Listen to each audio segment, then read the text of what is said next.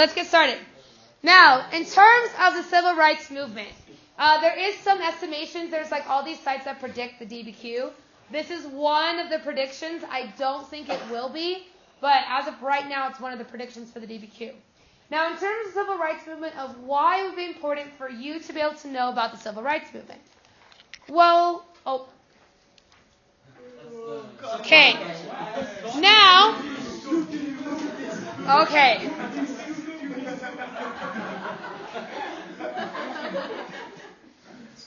Anyways, so that's how we're going here. Now, in terms of why you would want to know this stuff, well, you see, you don't want to turn out like Kanye.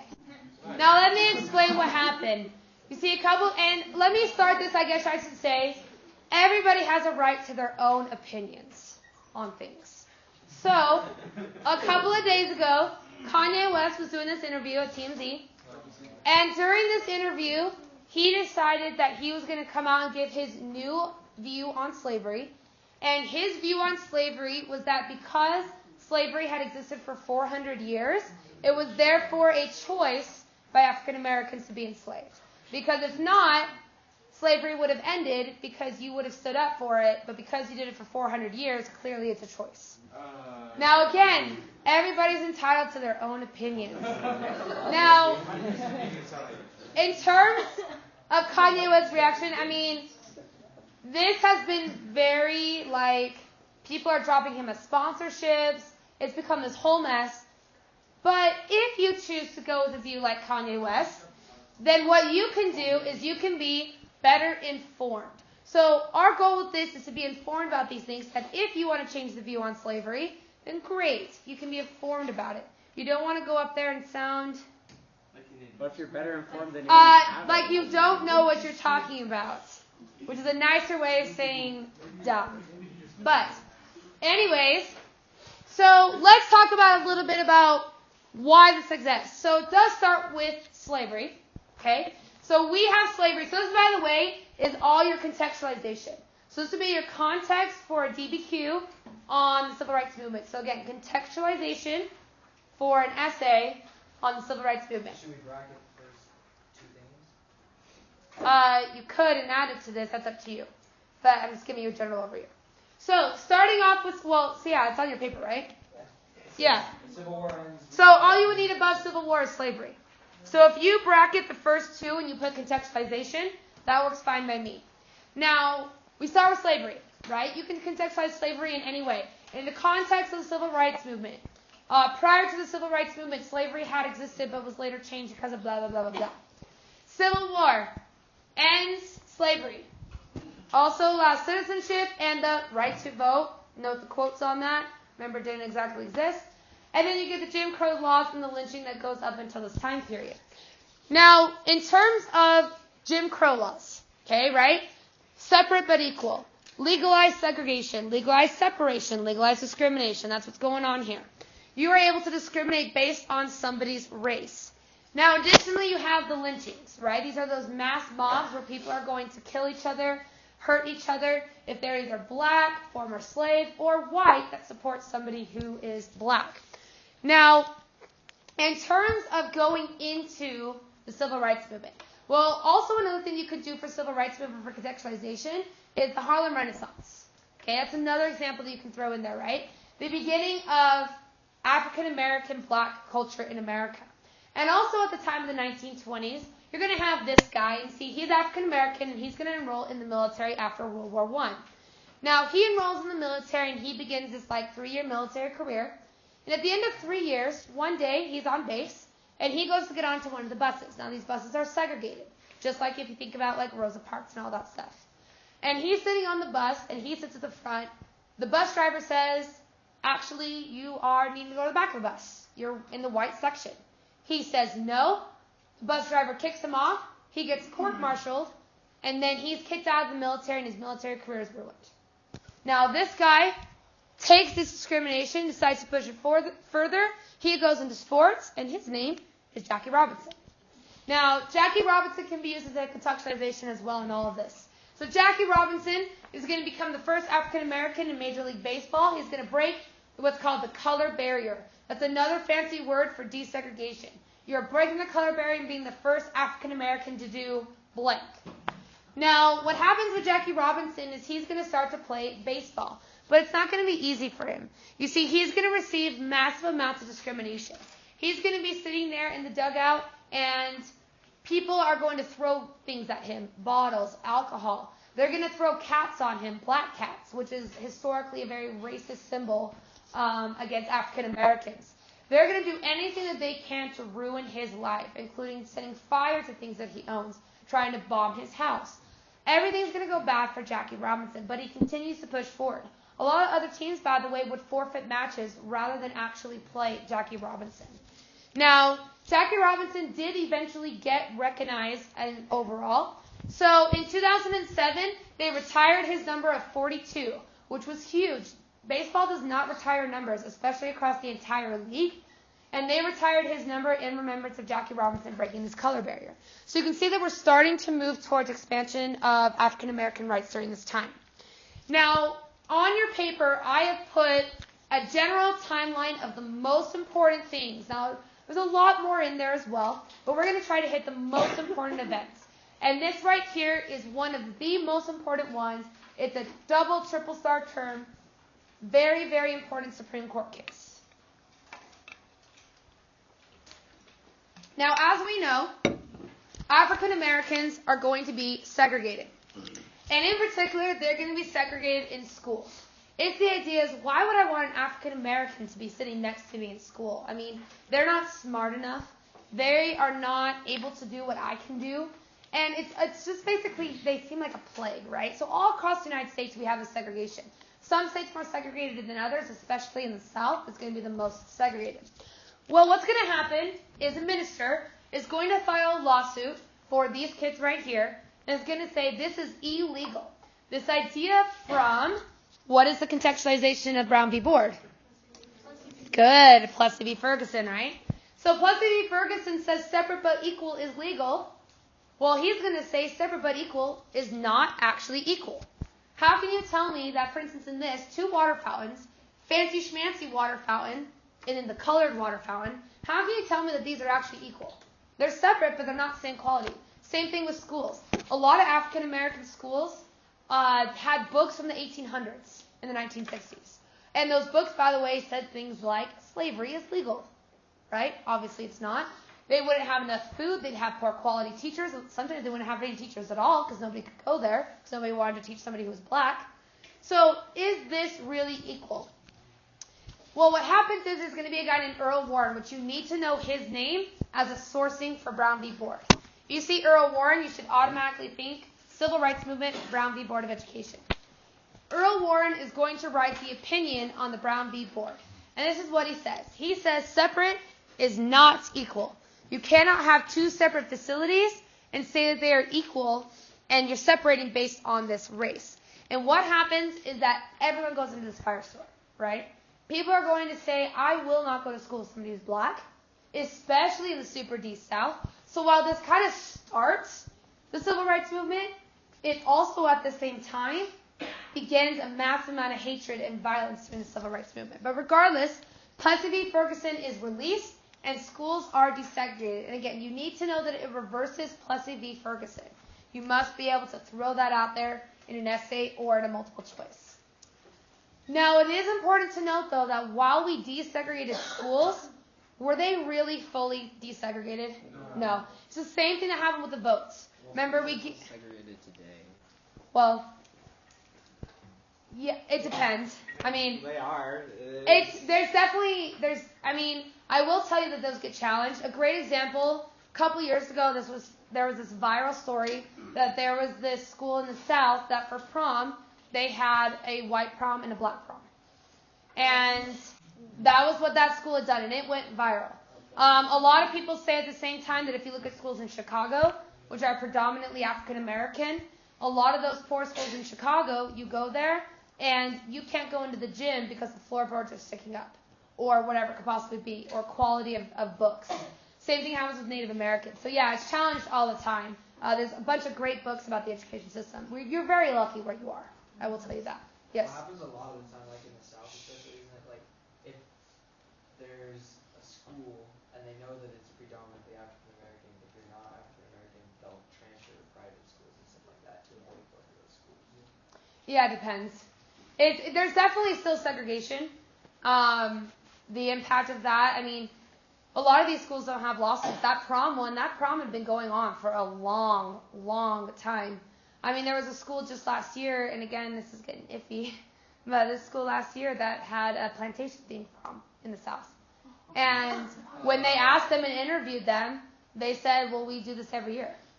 And they just never recognized that it was a problem. So definitely still some issues in the South, for sure. There's a lot of interesting Crazy things. stuff in the South. Like they have like the one dude, I can't remember his name right now. Like they celebrate him, one leader of the Confederacy. Oh, Robert E. Lee? Yeah, They have Robert E. Lee Day and they get it off school. Yeah. Well, and then you get into the whole Confederate Monument thing. Okay, anyways, so Brown v. Board is going to happen first. And then we're going to get to Emmett Till. Now, one thing I'll tell you about Emmett Till, there won't be a multiple choice on him. You can guarantee it. But he is one of those things that if you get an essay on civil rights, you'll remember his story so well that you'll throw in an essay. And they'll be like, yay, Emmett Till, because everyone knows Emmett Till. So let me explain. You see, back in the 1950s, 1955, Emmett Till is 14 years old, and he lives up in Chicago.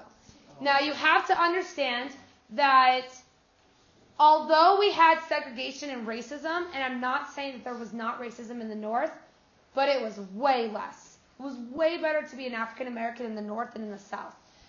Because in the North, while I'm not saying there wasn't racism. That's not what I'm saying. But it was so much better for you.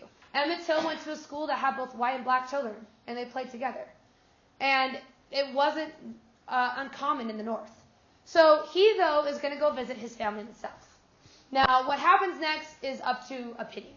What happens is that he and his cousins are going to go to a store. And while at the store is owned by a male, but his wife is running the store while they're there. And allegedly, while he was walking through, he saw her in front of him, and Emmett Till supposedly whistled or catcalled to her and then left the store. Now, on the opposite side, Emmett Till's side of the story is that he had a gap between his teeth, and so that when he taught, it would blow in and out of the gap and make a whistling sound, but it wasn't an actual whistle. Regardless, that night, they go home, go to sleep. The husband of the wife, as well as the brother, go to Emmett Till's house, knock on the door.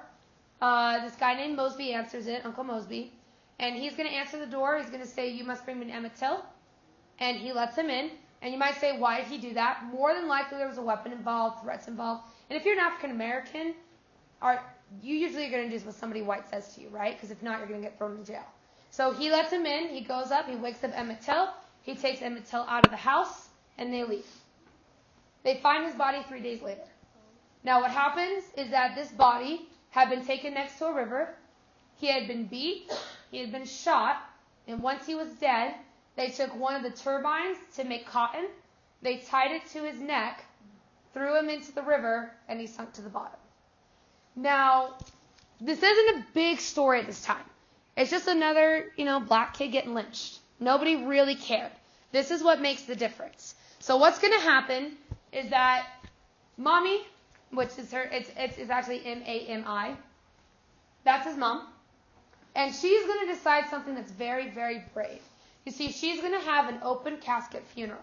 Now, if you don't know, when somebody dies violently, drowning, getting shot, just whatever it could be, they close the casket, right? Because they don't want people to have that as their last image of this person. Well, she's going to do an open casket funeral. And 30,000 people are going to show up at this funeral. And she's going to show what happened to him. Yes? How old is he?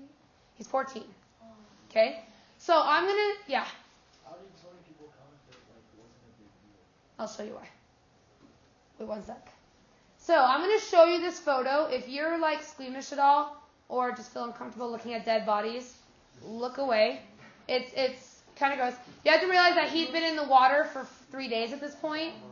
Okay, so it is. This is your warning. Beep, beep, beep, warning. Okay, so this is what Emmett Till is going to look like. Now, these images right before his funeral are going to get out. And people are going to say it's an open casket funeral, we should make a statement. So to Jack's question of why do people show up, it was African Americans knowing that this was going to be the moment that these lynchings were going to go public. And so these photos of Emmett Till go all throughout the United States. And people are angry and they're frustrated saying, wait. There's lynchings in the South? This is happening? People a lot of times didn't realize it was this bad. The North was kind of The North was really, I don't know if it was oblivious on accident or if it was blinders on what was going on in the South. I think that's probably what happened. And so what happens is that these guys, because of all this, are going to get arrested. So the husband and the brother, the husband and the wife's brother, so brother-in-law, are going to get arrested and tried. But in an all-white jury in the South, what's going to happen to them? They're going to get free. So they go through this trial, and the most famous thing that's going to happen, and the jury doesn't care, the judge doesn't care. The judge actually turns his back whenever an African-American testifies. But famously, the Uncle Mosby, so the uncle of Emmett Till, the prosecution's going to ask who killed Emmett, or who took Emmett Till. And normally an African American say, I don't know, because they don't want to be killed or lynched. But he stands up, he points to the man, and he says, there he be, and he sits back down. The whole thing gasps. It's a big deal. Regardless, though, the jury walks out of the room for 5 minutes, comes back, not guilty. So no vengeance is served. However, this is where it gets really interesting. You guys are going to be a little frustrated. You see, that store shuts down. It's like the business goes bad. There's all these problems with civil rights movements. People are moving away. The business has to close. And so these two guys are desperate for money. Well, this magazine comes up to them and says, hey, why don't you tell us what really happened to Emmett Till? And they sell their story for $100. And so what happens is they are going to write in graphic detail exactly what happened to Emmett Till and how they killed him. But what's the problem? They can't be tried again because double jeopardy. So even though they went and fully admitted to the crime. It's like OJ. Yeah. Although remember, OJ wrote, if I did it, not I did it. He did it. Anyways, so through all of this, though, these two are set free and they're not tried again. Now, what's going to happen, though, they die, and the wife, so the woman who was there, she's on her deathbed back in about 2011. She's dying, and in her last 5 minutes of being alive, she admits and tells them that both of them did it and that she knew about it and helped them. Didn't she lie about it too? Like, she lied about it in court. But that he even like whistled at her or anything like yeah, that.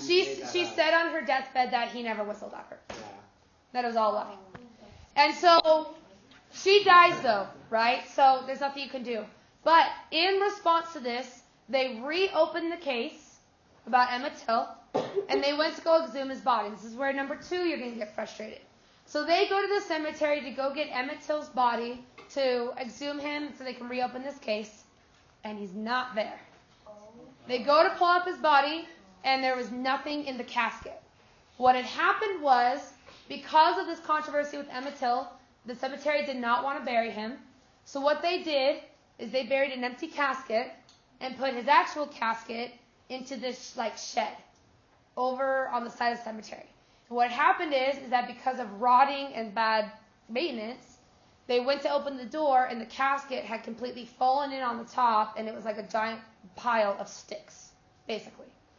So what they did is they got the bones, they did re-examine them, they rebuilt the casket. He was reinterred into a way nicer memorial now, and the casket was then moved and put into the African American Smithsonian. So if you go to the African American Smithsonian in D.C., it's the only room where you cannot take photos. And I'm telling you, it's one of the most like emotional things that when you walk into this room and you see this casket of Emmett Till. Now, they did officially say, the FBI did say, had she survived, they would have charged this woman with a crime. She would have been charged with accessory to murder and several other crimes. Yeah. When did they, look for his casket? Like, what year? Like 2011-ish. So it was, after. Yeah, it was right after. It was because she made that confession on her deathbed. Okay. But if you don't know this, by the way, deathbed confessions are iffy in court, so even if she had survived. Is it perjury if it's lying, Uh, under oath? to a judge specifically, but yes. That's perjury. Yes. But she would have got so many other charges. That's like her smallest charge. Yeah. Yeah, she would have had way worse. She would have gone away the rest of her life. Okay? Anyways, so following this, though, we are now going to start the protest. So next to this, I would say beginning of protest movement. This is going to be where it's going to start. And by the way, Montgomery Bus Boycotts, I would like to star these because they're one of the most common ones that are going to be talked about on the AP exam.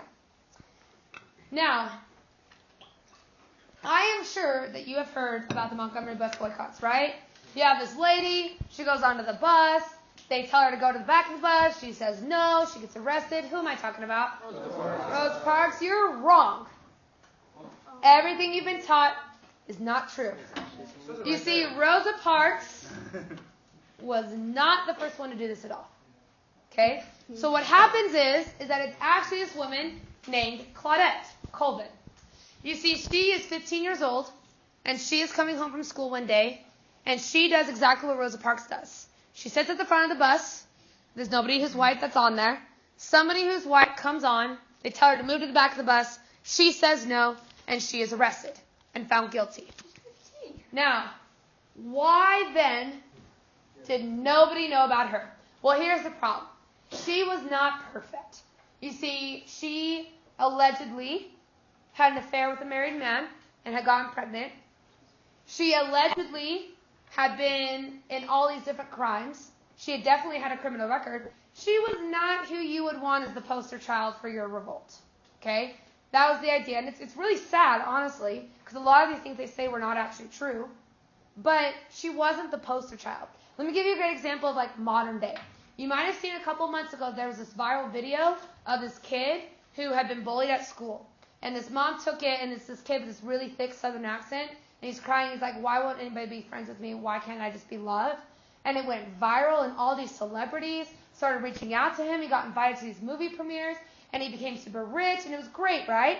Well, here's the problem. Are you about to say what the problem is? Yeah. Well, it wasn't fake. He was hurt.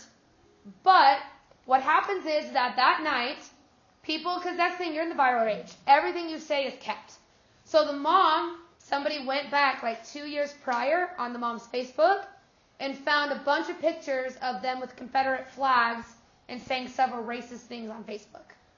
And then, as they look further and the school district begins to investigate, the whole reason why he had been made fun of is because he had approached an African-American group at the school, and if you think the N-word is bad, there's also this special other word that's about 100 times worse, and he started verbally assaulting them with these terrible racial terms towards these people, and they had said something back, and so the kids started crying. And it turns out that this kid had done this like 10 times in the year, including a suspension over the same thing. Oh my God. So is this the poster child for anti-bullying in America? No. The day before he was, but then they started unraveling it. So do you see why she wasn't used? They need somebody who's the poster child, and their poster child is going to be in Rosa Parks. Yeah. Are you like, where are you going? Well, I'm having a panic attack. Are you okay? I'm fine. Is something in here? No, I don't know. Okay. That's fine. All right. Yeah. Anyways, so what they're going to find, though, is they're going to find the perfect thing in Rosa Parks. So Rosa Parks is your example of the poster child. She was an active member of the NAACP locally. She was elderly, so she's that old grandma type. She didn't have a criminal record. She had kids. All of this was perfect because you can't attack her integrity. You need to find somebody to be your poster child that they're not going to be able to attack in the future. And so she's going to be the poster child for this bus boycott. Yeah. So, who did it first, though? Was the other lady that... Claudette Colvin did it first. And then... Yeah, Rosa Parks is the next major one. But this was planned. So the thing about Rosa Parks, she did not all of a sudden one day decide to do this. This was planned. Do you guys have those big boom mics and TV? Yeah. You just walked by. Oh, all I'm seeing is this like little like doop, boop, boop. Okay. Anyways, so Rosa Parks though, this was planned. This was all politically planned because they knew that this would be the start of the movement for civil rights. So what's going to happen? You can actually go visit her actual bus. It's in the Atlanta, Georgia Civil Rights Museum. And so she's going to be at the front of the bus. And as you all know, she's sitting at the front of the bus.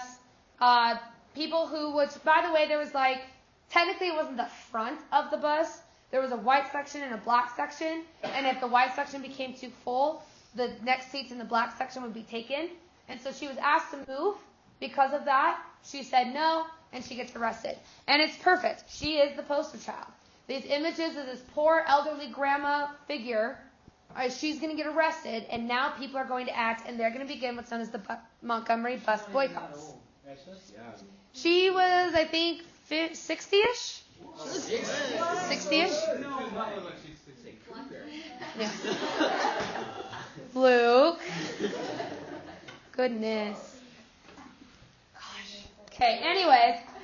So what's going to happen is based on this Rosa Parks incident, the Southern Christian Leadership Conference, the SCLC, that is a key term. It's somewhere, I think it's the next blank or something like that. The SCLC is a key term. Not founded by Martin Luther King Jr., but he's going to be the major advocate for it. He's going to go in there and he's going to say, we must boycott the bus system. Now, why would this work? Well, the thing is that public transportation is typically used by people who are poor. Who is the most likely demographic that are going to be using the buses? It's African Americans, right? Because they're going to be in that lower poverty area. So 80% of the tenants of the buses are going to be black. So if everybody who's black is gone, do you see why it would make an impact? So what's going to happen is this bus boycott's going to begin, and the entire bus system is empty. Nobody's there. Nobody goes. And instead, they're going to think of more creative ways in order to get to work. So first, they're going to carpool. And so they're going to carpool together to get to place, and they're going to have like phone calls and be able to do this. Well, then Montgomery responds by saying, it is now illegal for more than 2 African Americans to be in the same car at the same time. Now, the idea was, Is Montgomery the company? well, as somebody's driving by, do you not notice how many people are in cars? Well, so if you have white police officers out looking for it, then you'll Yeah, if you have white police officers who are doing this specifically to target African Americans, they're gonna find a way. Yeah. Have you seen that movie that's about, it's the African American lady that's a nanny to a white family? The Help. No. Different. I'm not sure. Okay. I've seen The Help. Okay. It's actually not that. Okay. I know Similar that's to the The most famous one, but it's kind of similar. Anyways, but yeah, because I know in The Help it shows these as well. So then they're going to do another way. So now they're going to walk to work. And they're going to say, we're going to walk 20, 30 miles to get to work every day. Well, then they make it against the law for an African American to be on the street. Why? Can't walk along the street. That's dangerous because you might get hit by a car. So then they start walking on the sidewalk and they say, oh, you can't be on the sidewalk because that might ruin the sidewalk because of so many people walking on it at one time. It's a sidewalk. Do you guys see what they're really doing here? It's Trying to get them back on the trying to get them back on the bus because besides, too, a lot of money from the bus system contributes to the city, so now the city's losing money. So then they're going to ride their bikes to school or bikes to work. Well, then what they're going to say is, well, you can't ride a bike because you can't have a bike outside left alone even if it's chained up. So basically, unless you can bring it inside, it's now against the law. So all of these things are really aimed to be able to stop this bus boycott. Now, after a year and a half, they succeed, and they're able to desegregate the bus system in Montgomery, Alabama. That is the first, other than Brown v. Board, the first change of laws in America to assist in civil rights. So Montgomery Bus Boycotts is a great thing to put at the beginning of an essay because it's really the start of being successful, even though it took a year and a half. Okay. Now, Southern Christian Leadership Conference. We've talked about this just a few minutes ago. So Southern Christian Leadership Conference, which again is a star term because you need to know if you just even put SCLC, that works fine too. So Martin Luther King Jr. is going to be kind of the spokesman for this. All it's going to be is Christianized. So if you want to put next to that non-violent protests, they're going to advocate for non-violence, which is a big stark difference between Malcolm X. However, they're going to do this because of religion. So that's why it's Christian in the name. It is the Christian duty to be like Jesus to all, which is why we should get more rights, but we're going to be nonviolent. Jesus Christ was nonviolent. We need to be nonviolent as well. So he's going to take that Christian ideas and put it into themselves. Which is going to bring us to Little Rock 9. Now, if you want to draw a line between Brown v. Board and Little Rock 9, I would write the word like test. This was a test to see if Brown v. Board could work and if the states would follow what the federal government said. So what happens is that, remember, Brown v. Board desegregates what? Schools, right? Well, this is a couple years later. And while some schools desegregated, most of the South did not. They kind of just ignored the federal government, said we're going to do whatever we want. Well, in Little Rock, Arkansas, they're going to have a plea, and they're going to say, who wants to be the first people to desegregate a very white school in Arkansas? And these 9 are going to sign up. There were more, but they dropped out because, you know that you're going for violence. You're going to be beat up, whatever it's going to be. And these are called the Little Rock 9. And their goal is to integrate Central High School in Little Rock, Arkansas. Well, when they go, they're met with a mob. And they knew this was going to happen. So they came together, and the night before, they phone called each other and said, we're going to walk in together. They got the local police to help escort them into the back. It wasn't the National. I thought it was the FBI. Wait. Police, otherwise, it's going to come. Just wait. And it's not the National Guard, because you're going to see what happens with the National Guard. So what happens, though, is that one girl did not get that phone call. They didn't have the money for a phone. So while everybody else goes around the back, she's going to go right into the thick of it. And so she has to walk up solo in a large group of people who are white. They're going to throw things at her. They grab her dress and they begin to pull her. It goes into mass chaos. And so the National Guard is called. But here's the thing. They weren't called for the reasons you're going to think. You see, what's going to happen is you have this guy named Governor Faubus, who I would write down. Governor, and then Faubus is Faubus. He's going to be one of your most hated characters in history. Faubus, Faubus. You see, Governor Faubus is very, very racist. And I don't like to say that just like blatant.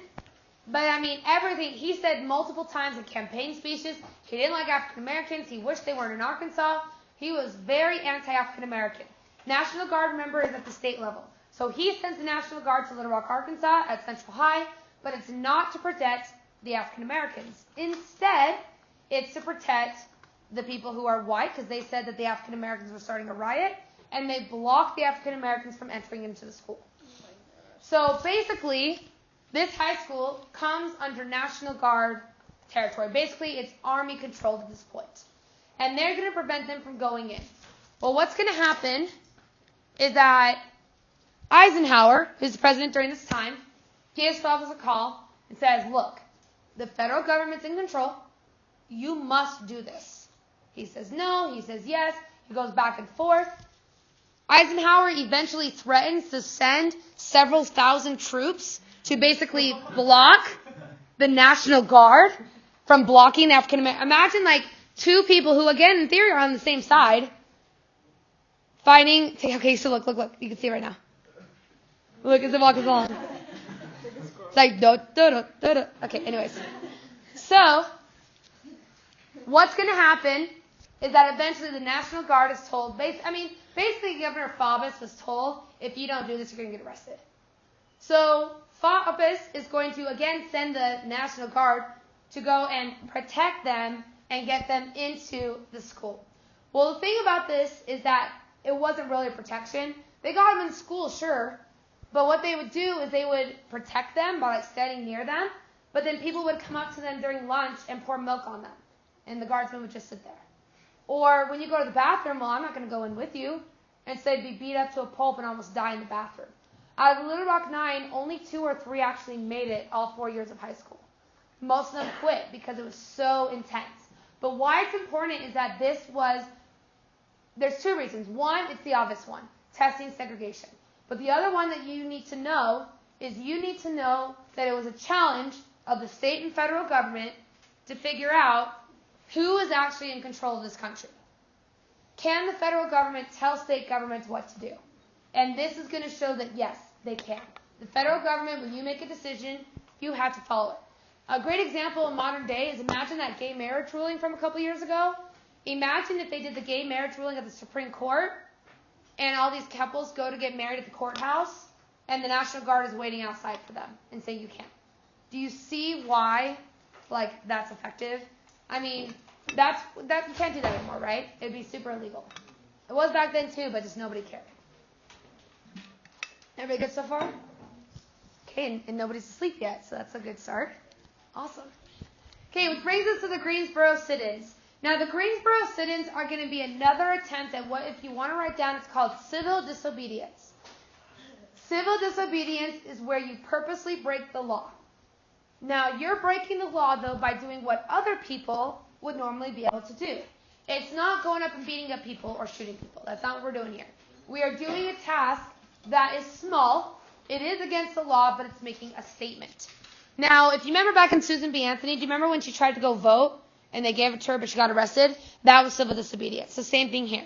So what they're going to do is in Greensboro, South Carolina, if you don't know, back then when you went to Macy's or JCPenney, they would have a food bar, a little diner.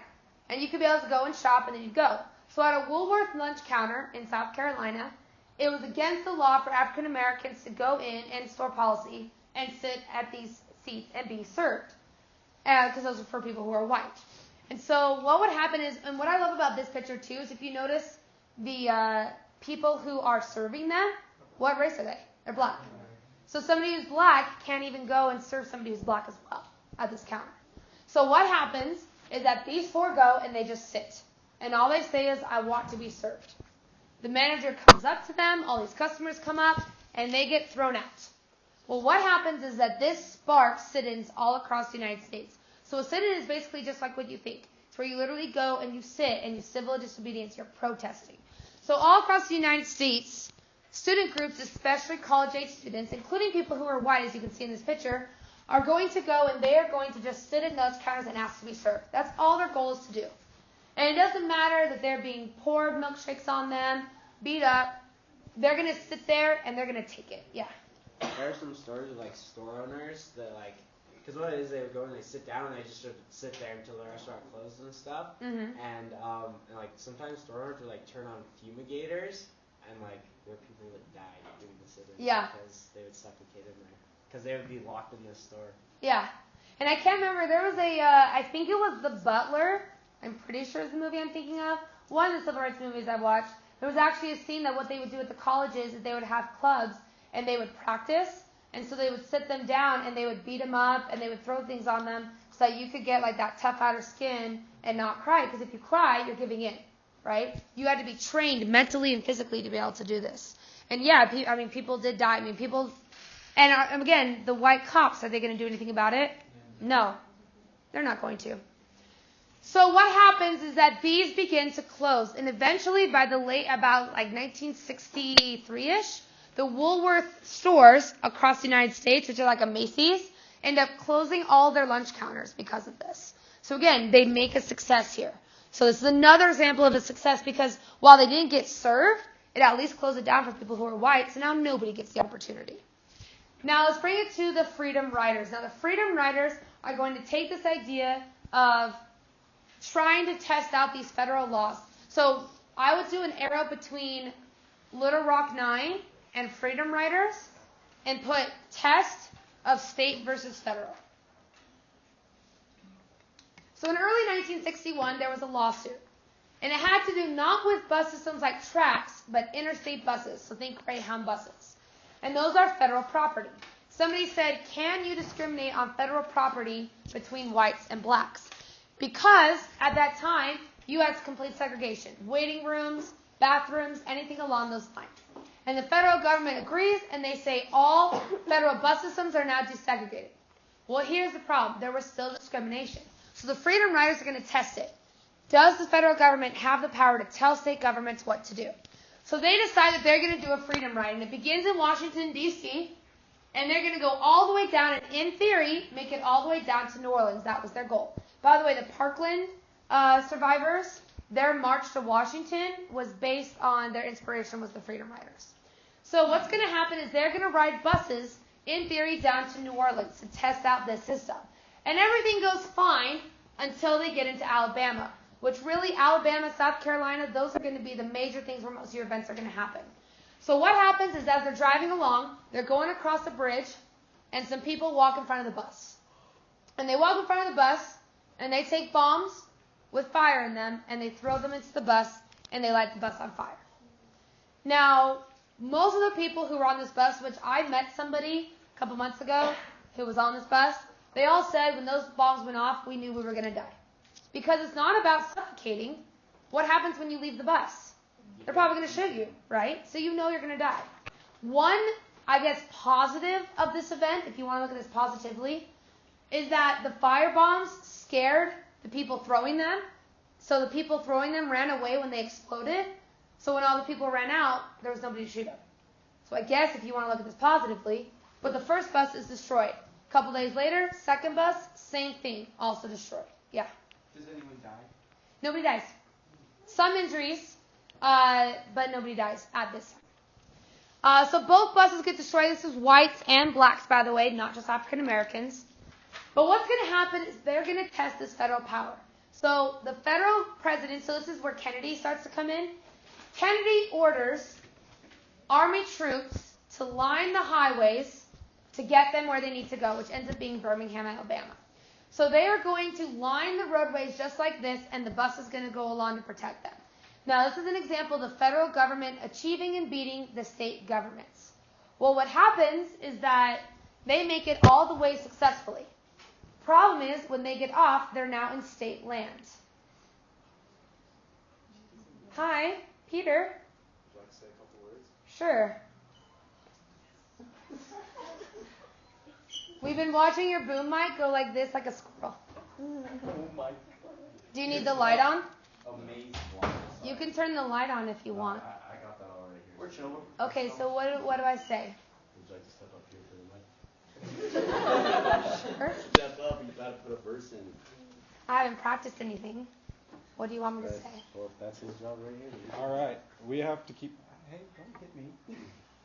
All right, we got to keep this quick because we got to put all this away. But how's your day going? It's going wonderful. Thank you for asking. I'm so glad your day is going well. I hope you have a good rest of your day.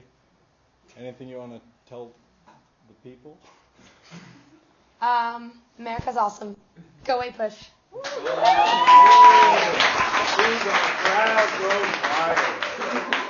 Well done. Thanks. Is that all you need to do? That's what Mitch do. Yeah, we're Okay. That was good. Next time, give me like maybe a month or two to practice, and it'll be way better. We'll interview you about hunting if we have more time. Oh, you're Nico, right? Yeah. I'll wear some camo. Awesome. Okay, bye. Okay. Anyways, Now everyone sees the mic. talking about pieces. I didn't know what else to do. I pulled a Winston Churchill, except he did it the wrong way and it was inappropriate. If you've seen Darkest Hour, you would know. Anyways, so regardless though, is that this is going to work out for them in terms of getting there. But here's the problem. When they get off the bus, they're now in state land. And a lot of them, the minute they stepped out of the bus, they were arrested. Now, technically they were only protected on the federal freeways. So what happens is when they step off, they say, oh, you're not in a crosswalk, you're jaywalking, so you get arrested. Or they would walk onto the sidewalk and they would go get water that would have the label magically taken off that said whites only, and they would arrest them for it. So overall, the Freedom Riders, even though they made it successfully, most of them were eventually arrested. And a lot of them, when they went to jail, they were beat up, they were assaulted, but they did at least get there, and they showed that the federal government, at least in terms of federally, can be able to protect you. Which brings us to James Meredith. So again, if you want to do like Brown v. Board to Little Rock to James Meredith, all these connect. So what happens is that James Meredith is in college. He's very, very smart, and he decides to enroll in Ole Miss. Well, the thing about Ole Miss is that Ole Miss is white. It's not desegregated, although it should be desegregated. So he applies, he gets rejected, he sues, saying, Brown v. Board. They accept it, and they are told, you must allow him to enroll. Well, what happens is that when he goes, he is met by an angry mob. And this angry mob is going to make sure that he does not get a chance to register. Well, what happens is the federal government, as well as the state government, sends in troops. They allow him to be able to register, and he graduates as the first African American to graduate from Ole Miss. But as he's coming home a few days after his graduation, he's driving along the interstate, and magically, his tires deflate. And as he gets out to go check, somebody shoots him, as well as the person next to him. Now, he does survive. This actually is a precursor to the Black Panther Party, which we'll talk about later. But regardless, though, is that even though he had the chance, he was still killed because of it. It reminds me of that girl, Malala, the one that went over. She was allowed to enroll in school, but then was shot still, even though she was allowed. Yeah. Why is this like photographed? Like, did a white person? I've never had anybody ask me that question. This is the first year, but both A-Push classes asked it. Because it's like, what are they doing? Well, let me give you a great example. Even if a meteor were to come and destroy the Earth, what's one of the first things that people would do when they start seeing it coming? Take out their phones. I mean, the same thing happened on the Southwest flight that exploded last week. One of the first things that people did is they pulled out their phone and they started live streaming it. So I think it's just one of those things. Now that cameras at this time are way more handheld than before, I think it was just, you wanted to capture these moments, especially with television and the impact of Vietnam. I think people just started capturing moments. I mean, because think about this, when we get all the assassinations on picture, we have Martin Luther King Jr.'s assassination was caught on photo. Malcolm X's, the guy that shot JFK, John Lennon, all of those were caught on camera. And so I think it's just a reaction. Same thing happens with September 11th. The towers were falling and people were still videotaping. You know, I think it's just a reaction. Yeah. Are you going to talk about a church bombing? Okay. Every time, Luke, every time. Every class. Yes. He survived. Yeah, he survived. But the results of this end up causing the Black Panther Party to form. So we'll come up with that later. Anyways, now, in terms of general attempting to kill other people, this happens very commonly, and it happens, for instance, with a guy named Medgar Evers. Now, I would write down Medgar Evers because you just need to be able to recognize his name. He's used as a sourcing a lot. He was one of the major leaders of the NAACP that you might not actually know about. Although Medgar, you don't know how to spell Medgar? It's a common name. N-E... Oh, it's on there. It's on June 12, 1963. June 12th, Mississippi NAACP, Medgar Evers. Where does it say us? Second The one second down. bulletin point on Second. Yeah, you should be on the second page at this point. Yeah, we'll do that. It's a little out of order by one. Okay, so it's on June 12th. Anyway, so Medgar Evers, who I'll tell you something. This is, again, a little A-Push secret. I didn't really know a lot about him until last summer. And then I read a memoir about him for this thing I was doing over the summer. And I just feel for this guy. He was super young. He was in his 20s, late 20s. He had two really, really young kids. He taught his kids from a young age they had a code word, and their code word told them to go run into the bathroom and put a mattress over their head, and it was for when his house would get bombed. I mean, every single week, pretty much, his house was bombed. People would try to shoot him. He was one of the leaders of the NAACP, and he was very successful. But he lived his life, in fear. Martin Luther King Jr. lived the same way. Both of them, I really, truly believe that both of them thought they were going to die. And they've accepted it, and they've moved on. Because when you go in and you do this kind of stuff and people are going to use violence and not get convicted for it, it's just going to show what's going to happen. So unfortunately, one night, he leaves his house. He even tells his wife when he's in his house, he's like, I just have something bad that I feel like is going to happen tonight. And he does. About an hour later, he's driving down and he gets shot and he gets killed. Now, in terms of kind of showing you this racism throughout the justice system at this time, is that this guy gets arrested for this crime. And he gets arrested and he gets tried. And when he gets tried, they end up finding something like saying something was unconstitutionally violated in the search of something, and he gets set free. They convict him, they say he's guilty, but then they say, oh, just kidding on this technicality, and he goes free. Until the 1990s. Because a judge is going through and researching the civil rights movement. He finds this guy. He encourages the prosecution to reopen the case in the 90s.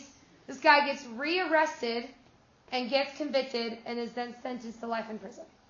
And he eventually dies in jail. So you can overturn a technicality? Yes, you can. So here's the thing. So the last question asked is it's not double jeopardy. So he was found guilty, but his conviction was overturned because of an error of whatever reason. Okay, so he wasn't... He wasn't found innocent, he was found guilty. But when you have that happen, it's as if the case never happened, the trial never happened. So you can retry somebody based on that. So what happens here, though, is that this guy does end up getting arrested, he does get found guilty, and he's put into jail because of this. Just 30 years later. Just 30 years later. People reopen cases like this all the time. The most famous one that happened very recently was the Golden State Killer. Because what happened there is that case was cold. I mean, nobody was going to use it. And then about 2 years ago, this woman wrote a book. And because she wrote this book about it, people started to get interested in it again. A bunch of online sleuths were like, oh, we're going to go and we're going to go research this, find out who did it.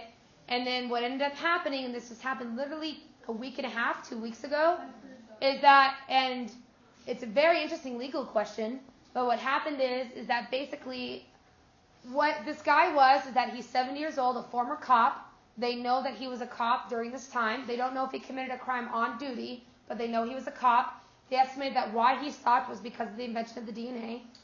Because what he did is he murdered people. So we have about 18 known murders, as well as 52 known rapes. And what happened is when the invention of DNA started to come out in the 80s, he magically stopped, probably because he was a cop and realized what was going on. But they had DNA from that they reprocessed. They put that actually online. So all the super sleuths online, they said, if you can figure out whose DNA this is, go ahead. But what they did is they took that DNA and they put it in like one of those DNA registry sites that says basically like, oh, look, this is your relative, and it helps match people. That happened to my mom because my mom's adopted, so she's trying to find her birth parents. Well, what happened is they put this on the site. They found a relative who happened to be the daughter of this guy. They found her. They narrowed down the pool to only about 5 people that could possibly be it, and they ended up finding this guy because of that.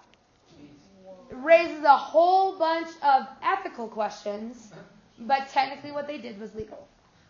But I'm sure, because the public defender has already said that they're going to try to get this thrown out because they're going to say it was illegal. As far as we can tell right now, it's legal. Is it ethical? Is the next question. But legality, it's legal. Anyways, so, by the way, for Medgar Evers, one of the last things Obama did is he actually made his house a National Historical Site. So you can actually go there, so it's never going to be destroyed again because of all the stuff that happened to him. So last one that we're going to do today is the Birmingham riots. Now what happens with the Birmingham riots is in Birmingham, Alabama, they are going to begin a silent protest and a walk throughout Birmingham. And what this walk is going to symbolize is they're just going to peacefully protest, which in theory should not be in terms of violence. Did you have a question? No. Okay. Well, what happens is that the police are going to take this and bring out their riot gear. And while they're peacefully walking along, they are going to send out their dogs to attack the people walking. And then they're going to take it one step further, and they're then going to take out water hoses, and they're going to spray people. Now, these images begin to go throughout the world. Remember, we have live television now, right? So people are seeing all these things happen. Well, then, there's a bunch of kids. These kids say, well, if my parent can protest, so can I. And they leave school, and they participate in these walks. The police take that as, oh, well, they're truants, so now we can arrest them through force. And they're going to send the dogs and the kids, too. These kids are like 8 to 12. And so what happens is these images are going to make people angry and make people want to turn against it. It looks like we have time for one more. So we're going to do one. Oh, I didn't put it up there. That's the photo of the kids getting attacked. So these images are going to go around the world, and people are going to start to say, what is America doing? You're fighting in Vietnam for peace, but you're having kids get bit by dogs? So the last thing that we're going to talk, switch it around. So from this event, Martin Luther King Jr. is going to be arrested. And he is arrested and put into jail for these protests. While he is in jail, he is going to write a letter known as the Letter from Birmingham Jail, which you need to know. So you need to star this. It's typically used as a sourcing. Now, the letter to Birmingham Jail is going to say 4 things for a nonviolent protest. So if you want to put next to this MLK's platform, this is what he is going to advocate is the best thing to be able to do. Now what happens is that these things are going to say things like you need to negotiate. Be peaceful. Be clean, as in that purification is more be clean ethically. And you want to make sure that you are not doing wrong things that can make you look bad, right? You are going to be the perfect protester so that they can't pick you apart and say, well, the reason we sprayed them and sent dogs on them is because they were punching a cop. Well, yeah, they were punching a cop after they were tackled to the ground, but that's not what they're going to look at. They're all going to look at you punching the cop. You just said don't do anything. They said don't do anything. You take it. If they're biting you, you sit there and you get bit by that dog, and you get through it and you don't attack. Because they want to make sure that you are clean with everything that's going on. Now, this encourages Martin Luther King Jr. to go on the March to Washington. Now, the March to Washington was not originally supposed to be about this whole I Have a Dream speech. However, they do end up having this at this March for Washington for jobs. He goes in front of the statue, and he is going to do his famous speech called the I Have a Dream speech, and this puts him into startup. Okay? So, we're not going to get to the bombings. I'm sorry. We will bomb churches next week. So, yeah, we will do all of that. And that came off weird. That's a really sad story. Well, it's really, really sad. We will do that next class.